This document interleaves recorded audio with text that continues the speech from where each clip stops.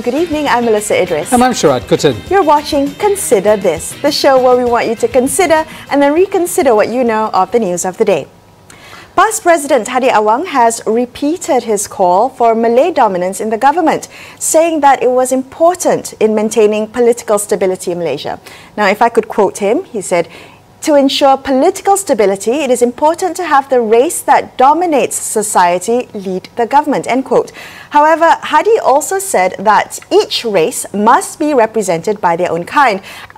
To quote him again, areas that are majority Muslim should be represented by Muslims, and areas that are majority non-Muslim should be represented by non-Muslims, end quote. Now, I think that's very interesting, Sharaad, that he wants to split the two. How on earth would you make that categorization?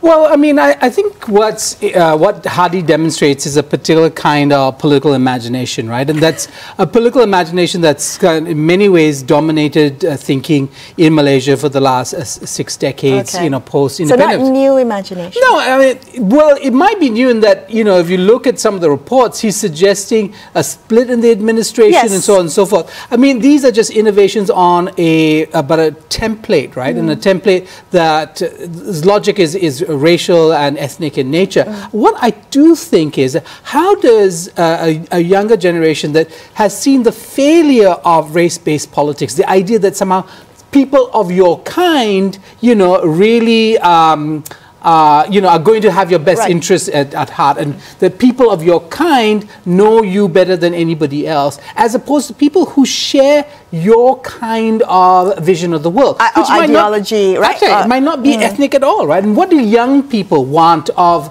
the future Malaysia? Hadi is, well, I mean, to not put too fine a point on it, is a boomer, right? And he's part of an older generation. They're going to pass at some point. The question is, for the young generation, is this the same logic that appeals to them? Yeah, and I think that this kind of logic could be, seen, you have to kind of dissect it, not take it at face value, and think about the logic, the rationale of it, because this is not new. He said it in the past. Previously, he said that only Malay Muslims should be cabinet ministers and policymakers. He said that a past government would separate the non-Muslim and Muslim leaders into two cabinets, and I'm just wondering if that is something that you put forward into the public space as a politician, how on earth would you look to implement it? How would you categorize what is, non-Muslim majority and what is Muslim majority? And it's quite an interesting categorization. Hadi, interestingly enough, was the kind of a ministerial level envoy to the Middle East. Very interestingly, noted that he would include Kashmir and the Rohingya issue within his portfolio. I mean, I'm not quite sure what he's actually delivered as envoy to the Middle East. But what's also interesting is that for him, the Middle East is about Islam, about Muslims. Middle East is not, in fact, the reality that it is, which is a very complex field, including the Jewish state of Israel and multi-confessional states like Lebanon, as we discussed yesterday on the show. So what happens when politicians like Hadi, think about the future? They bring with them that kind of baggage, and I think it's fascinating that he's still putting this out there, wondering, of course, does it resonate with young people? All right, in the other news, there's a group of NGOs that's led by the Consumers Association of Kedah. They had planned to sue the owner of a nasi kandar restaurant in Kedah, who's been identified as the originator of the Sivaganga COVID-19 cluster. Now, this group claimed that the restaurant owner had caused Kedahans hardship and affected businesses there, and they're planning to sue for loss of business.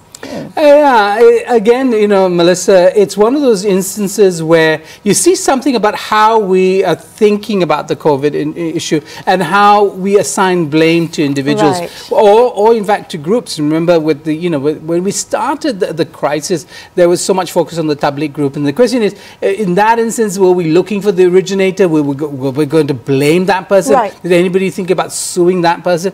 And I think it goes back to an understanding of science, but at the same time also in terms of personal relationships. I mean, no doubt there is a question of personal responsibility when it comes to, not being in quarantine, not taking the quarantine issue seriously, for which this individual has in fact been punished. Well, I thought that this was quite an interesting story because apparently, legal action cannot be initiated based solely on economic losses, according to some lawyers. But if a person had suffered physical loss leading to economic hardships, then perhaps a lawsuit might stick. And it got me thinking, Sharaad, whether in this day and age, whether you can sue someone for giving you COVID. And it's like, those, litigations that you see in the US where you get knocked by a car and you sue that person for loss of income. And that's quite an interesting thing to consider tonight. Absolutely. But I think there are larger issues, Melissa, which have to do with civic responsibility and relationship we have with our neighbors, as it were. I mean, how many people knew that when he came home from India that he should have been in quarantine? Right. How many people stood up to him and said, well, look, you're supposed to be in quarantine. Why are you walking around? Why visiting your shop? And that kind of social censure, the ability to to actually tell people that they're acting in ways that are irresponsible, does that apply in Malaysia? I mean, we hear about Vietnam where those kind of social pressures are very intense, and that's provide discipline. Again, with the community, kind of the empowerment of the community, it's whether we would tell someone to pull up their mask or, I'm sorry, I'm not, no hugging, no shaking of hands. It's gotten to I think it's the point where it is up to us as a community to actually to not be afraid to say these things, to say, well, I thought you just came back, aren't you supposed to be at home in quarantine? And that's how we kind of keep each other in check, right? Yeah, I mean, what's interesting about it is in this particular case, it's shifted the burden from the state taking punitive actions to actually individuals within the community taking action against each other, which is something that I guess is new, and it would be interesting if it's tested in the courts. I think, Melissa, we'll all be watching this, but more importantly, is this in fact the way to go forward in something as complex as a disease and the spread of that disease? Definitely. All right, speaking about COVID, after this, we're going to be looking at the COVID-19 bill, which has just been tabled in Parliament. That's all coming up in just a couple of minutes on Consider This, so stay tuned.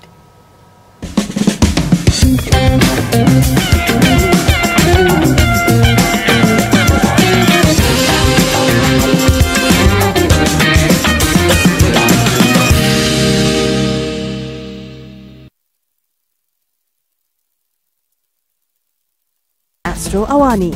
I'm sure we've all seen the dashcam video of the toddler surviving a high-speed crash. Catch the latest news of the day. Constantly under a lot of pressure, especially now with the COVID-19 outbreak. Developments on pressing issues and the inside scoop on hot topics from Malaysia and around the world. Weeknights at 9:45 PM. Stay informed with Kini News only on Astro Awani. Kini berwajah baru. Ini pula susulan khas pesawat Back Air di Kazakhstan. Pesawat berkenaan dilaporkan tergelincir 2 kali. Notifikasi berita terkini dan navigasi mudah. Podcast dikemas kini dengan berita dan program. Rebirth, Reformasi, Resistance and Hope. Serta video tanpa had dengan scroll tanpa henti. Buat turun aplikasi baru Astro Awani sekarang. Bayangkan pagi anda dengan pandangan dan perbincangan luar kota. Berita dan isu semasa yang wajib anda ketahui sebelum anda keluar rumah. Paparan terkini, kupasan mendalam. Kami temani anda di waktu pagi untuk hari yang lebih ceria dan produktif. Gigi Ahmad, Hafizi Azaman, Hakim Rahman, Hafizi Rosli dan Naila Huda. Semuanya di Awani Pagi. Isra, apa benda Rancak TV ni? Rancak TV ni adalah sebuah channel digital yang bernaung di bawah Astro Awani.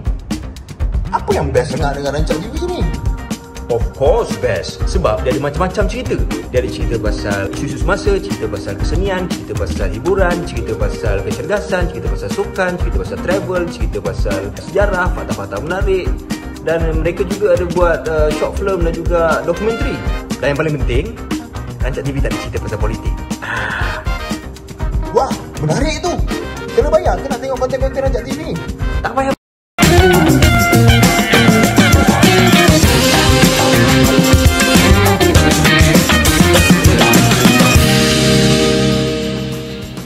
Hi, you're watching Consider This. I'm Melisa Idris. With me is Sharaad Kuttan. Malaysia has tabled its temporary measures for reducing the impact of COVID-19 bill in Parliament, as promised by the Prime Minister Tan Sri Muhyiddin Yassin back in June. Now, joining us on the show tonight to discuss this further, we have a Member of Parliament for Bangi and former Deputy Mid-Team Minister, Kian Ming. Kian Ming, thank you so much for joining us on the show tonight.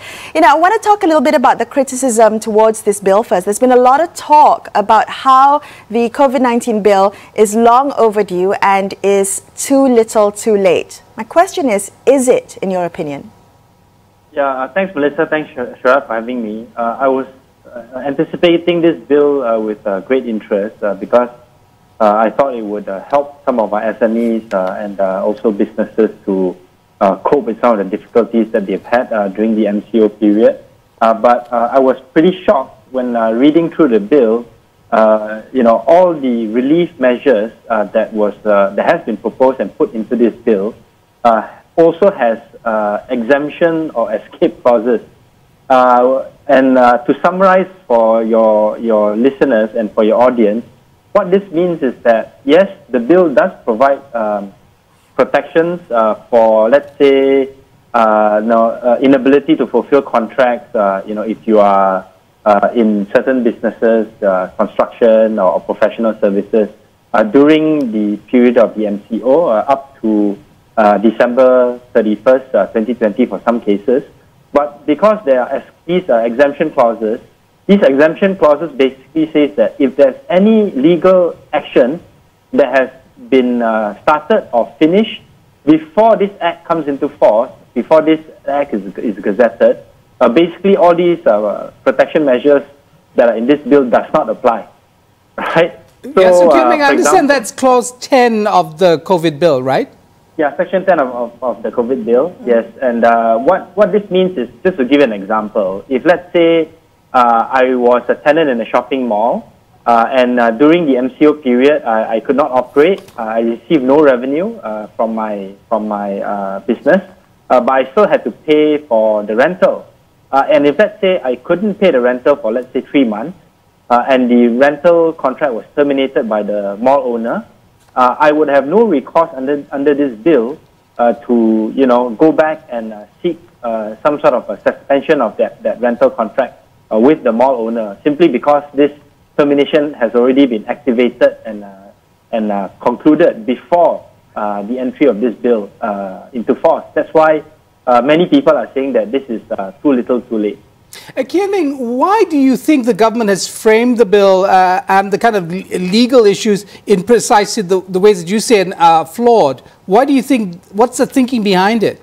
I can't speak on behalf of the government, obviously, but the way I see it is that the government took the easy way out, in the sense that they knew that a lot of legal action would have been taken place and also would have been concluded from the time of the MCO on the 18th of March until now. So if let's say there's a strong, backdated bill whereby they say that all those contracts or all those legal claims that have been started or concluded before this bill comes into force, all those contracts are null and void, they can be challenged. Then there can be a lot of court cases that can be that can appear suddenly, and the government doesn't want to deal with this headache. So basically, it took the way out to say that, let's say if you've started proceedings on certain claims, or if you've concluded a certain claim in court, we will take this as a settled matter. We'll take this as something that can be done under previous laws before this bill comes into force. So I think it's an easy way out, but basically it defeats the purpose of the bill in the first place. Okay, well, be it that as it may, Malaysia's had a lot of time to study the enacted and proposed legislation of other nations. We are behind the curve on this, but that's given us time to study other laws in other countries. Kian Ming, is there anything in this bill that you think we've adopted well, that we've done well in drafting of this bill? It's really hard for me to say that we've done something well on this bill because there's so many escape or exemption clauses. I mean, many people look to Singapore because we share a common law tradition, and we also had lockdowns, not too far apart.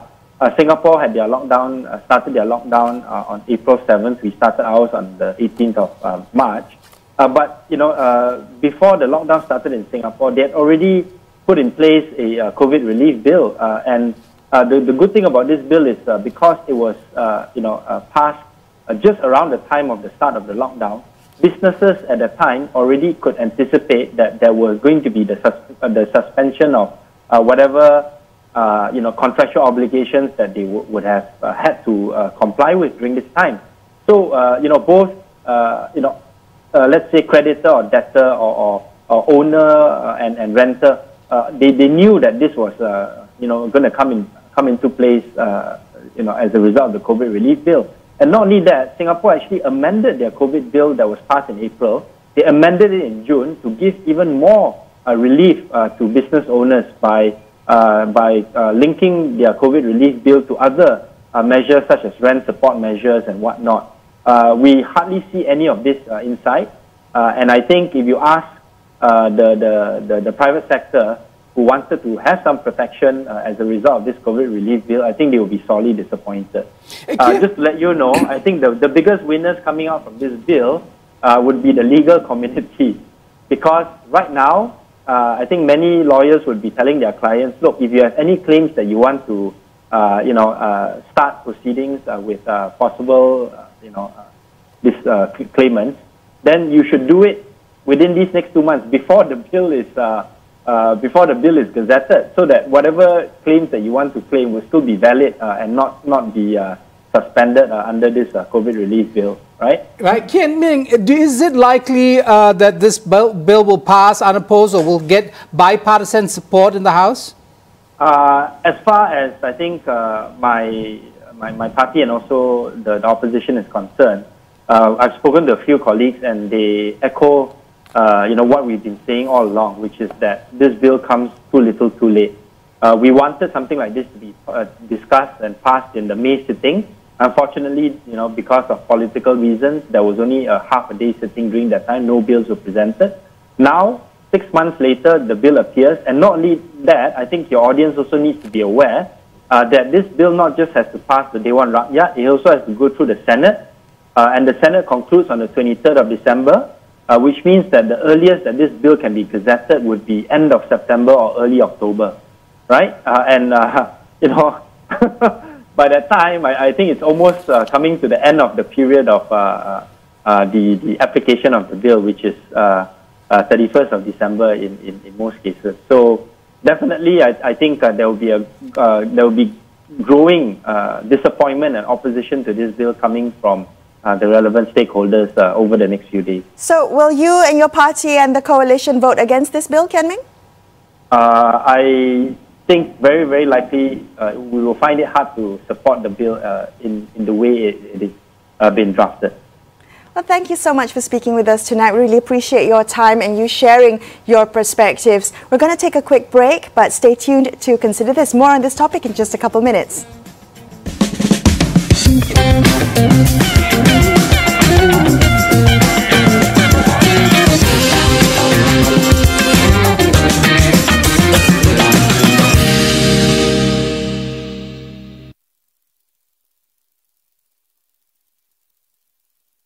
Our responsibility to adhere to all the regulations set by our Ministry of Health. We are in the era of a new norm. Face masks, social distancing, and also hand hygiene are just basics. We can do this together, and let's not take it easy. COVID-19 is still out there. Let's do our part in following the SOPs in place so that we can break the transmission. Follow the 3 C's. Avoid closed conversations, avoid crowded spaces, and avoid confined spaces. We can beat this together. The war on COVID-19 is not over. We should not take this lightly. Let us ensure all steps are taken to avoid the spread of the virus, be it social distancing, hand hygiene and wearing of the face mask. It's a new norm. Let's not slack. We can do this. We've done great so far, but the fight is far from over. We need to be vigilant to keep ourselves and others safe. Wear a mask, wash your hands, and when you're out, keep a safe distance. In fighting this virus, we can't relax, so don't be lax. No, the war against COVID-19 is still on. It is our responsibility to adhere to all the regulations set by our Ministry of Health. We are in the era of a new norm. Face masks, social distancing, and also hand hygiene are just basics. We can do this together, and let's not take it easy. COVID-19 is still out there. Let's do our part in following the SOPs in place so that we can break the transmission. Follow the 3 C's. Avoid close conversations, avoid crowded spaces, and avoid confined spaces. We can beat this together. The war on COVID-19 is not over. We should not take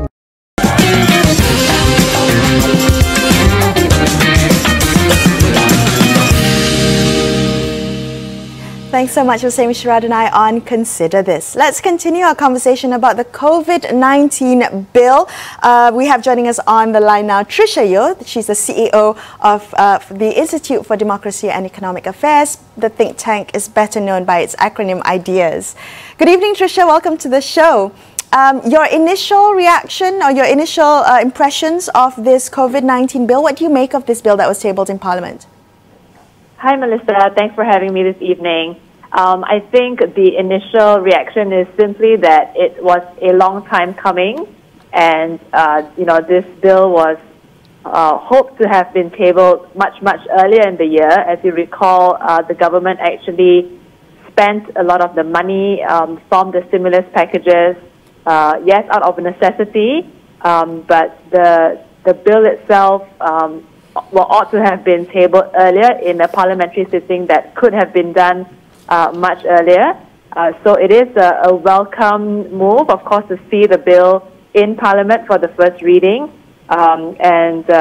It's, in short, a good move, but there will be other things that the public will need to scrutinize, especially with regards to the new debt ceiling that this bill also does, which is basically move up the ceiling from 55% of debt to GDP ratio to 60%, and a lot of other transparency measures in relation to that, which I can talk about as well. Tricia, let's touch on the debt ceiling since you brought it up. That the bill also seeks to raise the country's legal debt ceiling, although that's a temporary move. Does that concern you? Well, I think if we look at the historical record, in the past, yes, there has been a period in time in Malaysia where our debt to GDP ratio did escalate quite high. I think the maximum was even up to 80 or 90% in the period up to the early 1990s, up to 1991. But since then, we've actually been quite good in our fiscal discipline up to 2018, and from 1990. It's an average of about 50.2%. So there have been some concerns expressed by analysts, essentially that, yes, the 60% limit is probably the maximum that we would like to go to. And I think the other important question is, where will these borrowings actually come from? So hopefully the government needs to be transparent as well with regards to other information. What are the interest rates? What are the sources of borrowings? Is it domestic or foreign? And what will the total outstanding debt be eventually as a result of this particular bill? And, eventually, will there be another increase if the government continues to see the need to borrow to have even more stimulus packages? What does this do to our debt sustainability? What does this do to our macroeconomic stability? And eventually, all these things also contribute to safeguarding investors' confidence in Malaysia. Tricia, can I ask you, this conversation about fiscal discipline and the issues that you bring up, to what extent does the issue of institutional reform come into the equation? Because we've had, at least on the surface, a rollback on the commitment to institutional reform. We've had this ongoing conversation about politicians being placed in GLCs and so on and so forth. So in some sense, a rollback on institutional reform. Does it impact at all the kind of conversations we should be having about raising debt ceilings and fiscal discipline?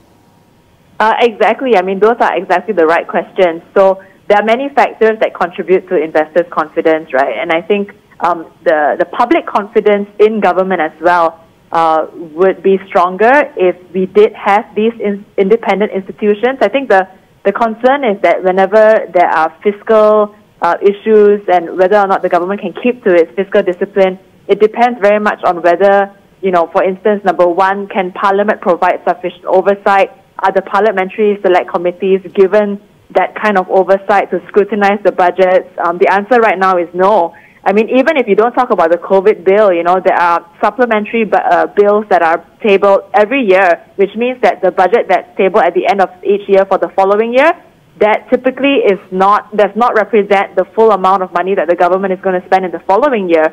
And if you talk about independent institutions, you know, there's a need for a national ombudsman, the need for an even more independent anti-corruption commission, and of course the judiciary and the separation of powers between the Attorney General and the public prosecutor. So in combination, all of these institutions really need to be shown to be separate from the executive, and I don't think that the current status of the systemic reforms are actually being pursued in a very serious manner. Tricia, you know, we look to Parliament and as, you know, kind of for leadership and for some kind of creativity in a response to what everybody says is an unprecedented, extraordinary series of events, not just the pandemic, but also the global recession. Do you see sufficient creativity coming out from our lawmakers, and including the executive, in resolving the kind of unique problems that the pandemic has presented us? Well, I don't think that there's been any kind of unique solution solving or problem solving at all, because in the very first place, I think if the government was serious about meeting to discuss this, they could have gone on a digital platform. And I think it says a lot when you actually had a group of young people who went on you know, a sort of digital parliament, and it showed in a way that our parliament could have done that. You know, our IT system can support that. So that doesn't already speak very much about our willingness to be creative in solving problems. And I think we can also, take a page from other countries in looking at how we can solve the problem. I mean, the main problem right now, of course, is unemployment and finding jobs. And if you look at the rate of SMEs that are probably winding up as we speak, I mean, the bill does a lot for probably social assistance, you know, welfare packages, but I'm not sure if it's doing enough to actually boost the robustness of the SMEs and to create that space for them to truly flourish in an innovative and entrepreneurial way. Trisha, always a pleasure speaking with you. Thank you so much for your time tonight joining us on the show. That's all the time we have for you on this episode of Consider This. I'm Melisa Idris. And I'm Sharaad Kuttan, signing off for the evening. Thank you so much for watching. Good night.